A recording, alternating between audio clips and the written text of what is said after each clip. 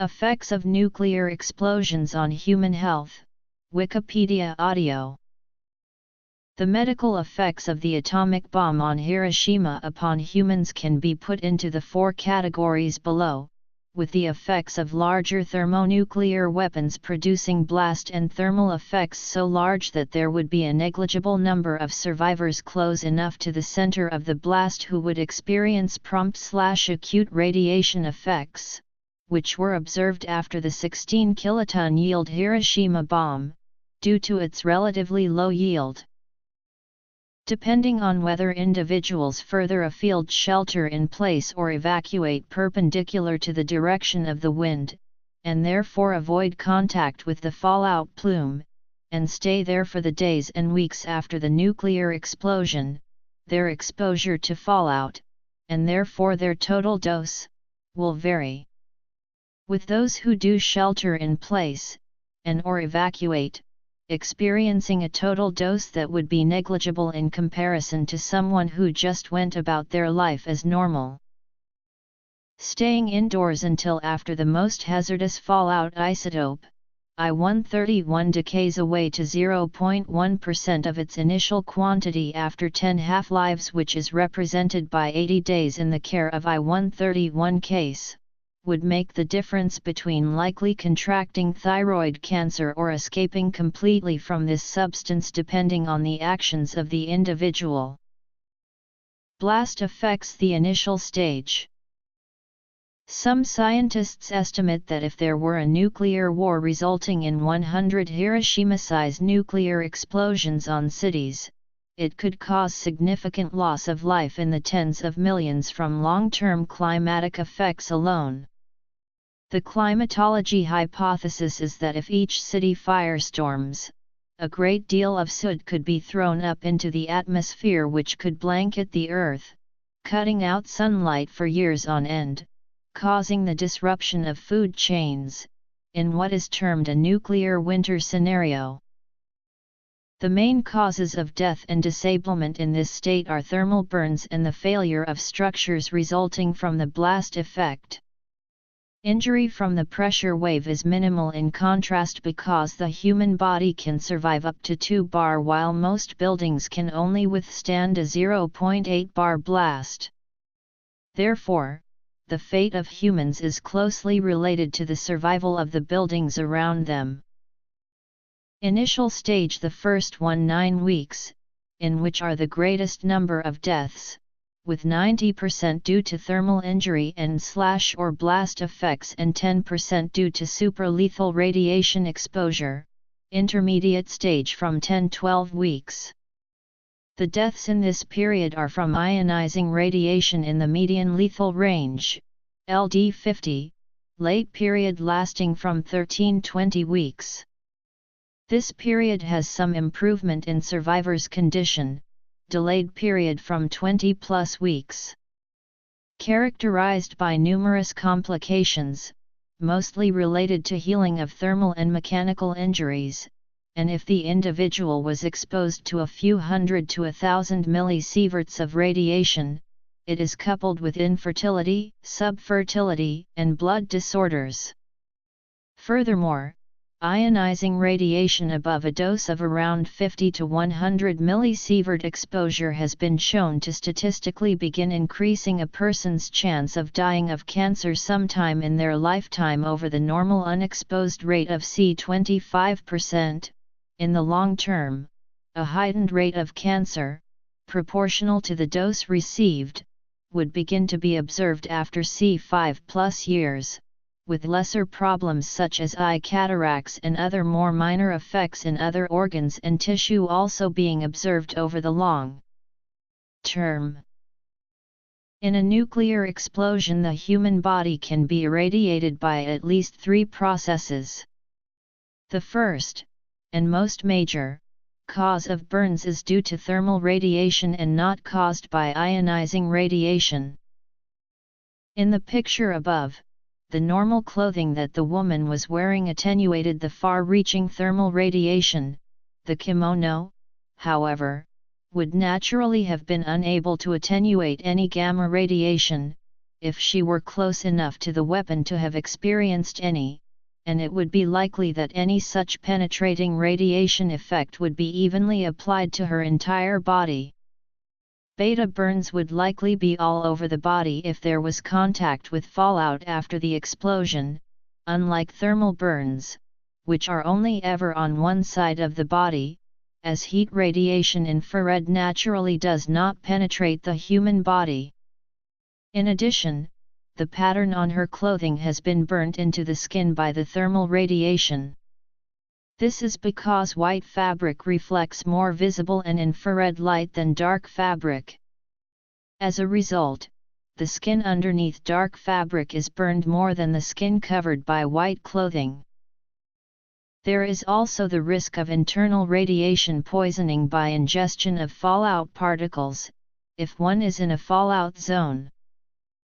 Radiation poisoning, also called radiation sickness or a creeping dose, is a form of damage to organ tissue due to excessive exposure to ionizing radiation.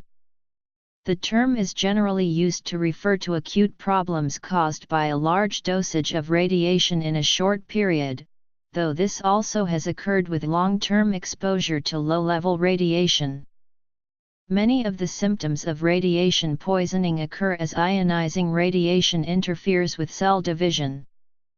There are numerous lethal radiation syndromes, including prodromal syndrome, bone marrow death, central nervous system death and gastrointestinal death.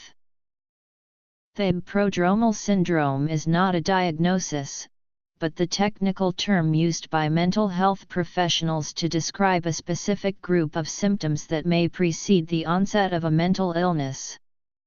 For example, a fever is prodromal to measles, which means that a fever may be a risk factor for developing this illness. Thermal burns from infrared heat radiation, these would be the most common burn type experienced by personnel. If personnel become in direct contact with fallout, beta burns from shallow ionizing beta radiation will be experienced. The largest particles in local fallout would be likely to have very high radioactivity because they would be deposited so soon after detonation. This fraction of the total fallout is called the prompt or local fallout fraction. It is likely that one such particle upon the skin would be able to cause a localized beta burn. This local fallout, termed bikini snow after the Pacific Island weapon tests, was experienced by the crew on the deck of the Lucky Dragon fishing ship following the explosion of the 15-megaton shrimp device in the Castle Bravo event. However, these particular decay particles are very weakly penetrating and have a short range, requiring almost direct contact between fallout and personnel to be harmful. Rarer still would be personnel who experience radiation burns from highly penetrating gamma radiation. This would likely cause deep gamma penetration within the body, which would result in uniform whole-body irradiation rather than only a surface burn. In cases of whole-body gamma irradiation due to accidents involving medical product irradiators, some of the human subjects have developed injuries to their skin between the time of irradiation and death. Bone marrow death is caused by a dose of radiation between 2 and 10 gray and is characterized by the part of the bone marrow that makes the blood being broken down. Therefore, production of red and white blood cells and platelets is stopped due to loss of the blood-making stem cells. The loss of platelets greatly increases the chance of fatal hemorrhage, while the lack of white blood cells causes infections. The fall in red blood cells is minimal, and only causes mild anemia. The exposure to 4.5 gray of penetrating gamma rays has many effects that occur at different times. Vomiting, diarrhea. Immediate post-attack period. In 24 hours. These will usually abate after 6-7 days. Within 3-4 weeks there is a period of extreme illness. The peak incidence of acute BM death corresponds to the 30-day nadir in blood cell numbers. The number of deaths then falls progressively until it reaches 0 at 60 days after irradiation. The amount of radiation greatly affects the probability of death. For example, over the range of 2 to 6 Gray, the probability of death in untreated adults goes from about 1% to 99%, but these figures are for healthy adults. Therefore, results may differ, because of the thermal and mechanical injuries and infectious conditions. Gastrointestinal death is caused by a dose of radiation between 10 and 50 Gray. Whole body doses cause damage to epithelial cells lining the gastrointestinal tract, and this combined with the bone marrow damage is fatal. All symptoms become increasingly severe, causing exhaustion and emaciation in a few days and death within 7–14 days from loss of water and electrolytes. The symptoms of gastrointestinal death are: central nervous system death is the main cause of death in 24–48 hours among those exposed to 50 Gray. Fate within certain peak overpressure. Types of radioactive exposure after a nuclear attack. The symptoms are: severe bloody diarrhea, indicating intestinal disorders causing fluid imbalance, extensive internal bleeding, septicemia, infections. Radiation poisoning. Prodromal syndrome. Bone marrow death. Gastrointestinal death. Central nervous system death. The skin is susceptible to beta-emitting radioactive fallout. The principal site of damage is the germinal layer, and often the initial response is erythema due to blood vessels congestion and edema. Erythema lasting more than 10 days occurs in 50% of people exposed to 5 to 6 Gray. Gastrointestinal pain, anorexia, nausea, vomiting, diarrhea.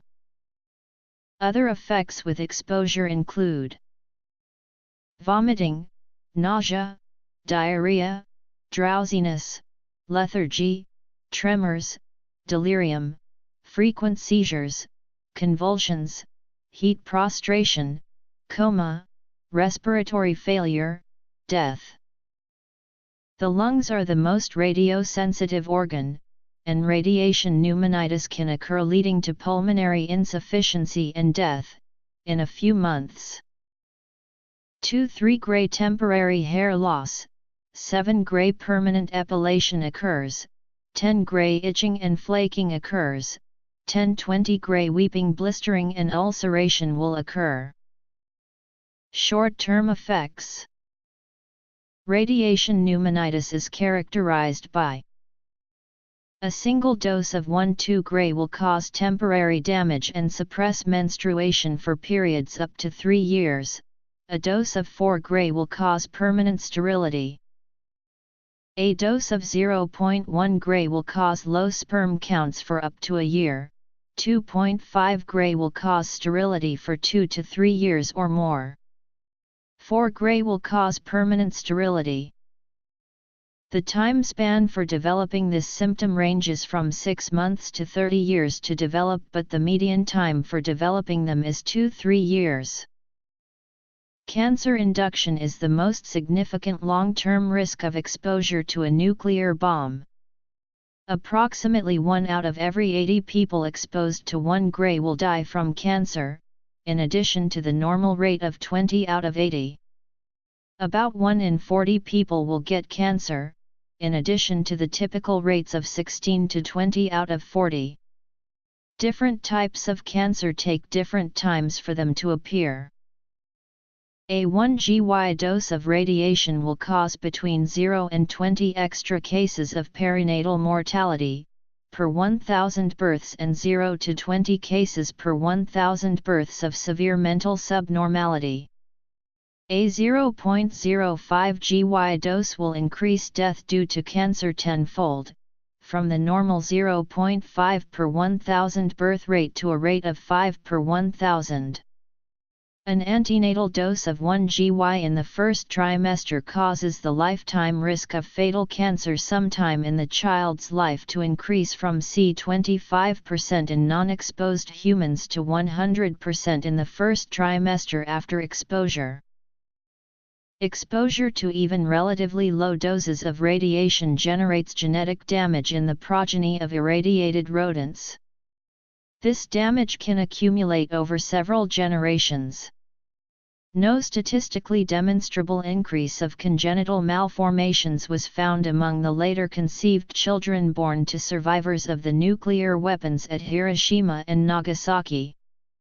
The surviving women of Hiroshima and Nagasaki, that could conceive, who were exposed to substantial amounts of radiation, went on and had children with no higher incidence of abnormalities than the Japanese average. Skin. It was assumed in the 1983 book Medical Consequences of Radiation Following a Global Nuclear War that, although not caused by radiation, one of the long-term effects of a nuclear war would be a massive increase in infectious diseases caused by fecal matter-contaminated water from untreated sewage, crowded living conditions, poor standard of living, and lack of vaccines in the aftermath of a nuclear war, with the following list of diseases being cited. However, although what the authors describe are conditions already prevalent in many of the world's city slums, it is inconceivable why people would try to remain living in crowded conditions by reverting to slum lifestyles, during or after a nuclear war. As many cities would already be destroyed, with urban life, slum or otherwise, this would serve no benefit to inhabitants. Loss of epithelial cells, edema, inflammation, occlusions of airways, air sacs, and blood vessels, fibrosis. Lungs. There would be billions of disease-carrying vectors, in the form of city residents, lying deceased in cities caused by the direct nuclear weapons effects alone, with the surviving few billion people spread out in rural communities living agrarian lifestyles, with the survivors therefore posing a way of living far less prone to creating the crowded slum living conditions required for infectious diseases to spread. Moreover, as reported in a paper published in the journal Public Health Reports, it is also one of a number of prevalent myths that infectious diseases always occur after a disaster in cities. 2 gray of gamma rays cause opacities in a few percent. 6-7 gray can seriously impair vision and cause cataracts. Epidemics seldom occur after a disaster, and dead bodies do not lead to catastrophic outbreaks of infectious diseases. Intuitively, epidemic diseases, illnesses, and injuries might be expected following major disasters. However, as noted by de Goyet, epidemics seldom occur after disasters, and unless deaths are caused by one of a small number of infectious diseases such as smallpox, typhus, or plague, exposure to dead bodies does not cause disease. Cholera and typhoid seldom pose a major health threat after disasters unless they are already endemic. 2 years for leukemia to appear, 20 or more years for skin cancer or lung cancer. Ovaries. Testicles. Long-term effects. Cataract induction. Cancer induction. In utero effects on human development. Transgenerational genetic damage. Infectious diseases resulting from nuclear attack. Notes. Dysentery, typhoid, infectious hepatitis, salmonellosis, cholera, meningococcal meningitis, tuberculosis, diphtheria, whooping cough, polio, pneumonia.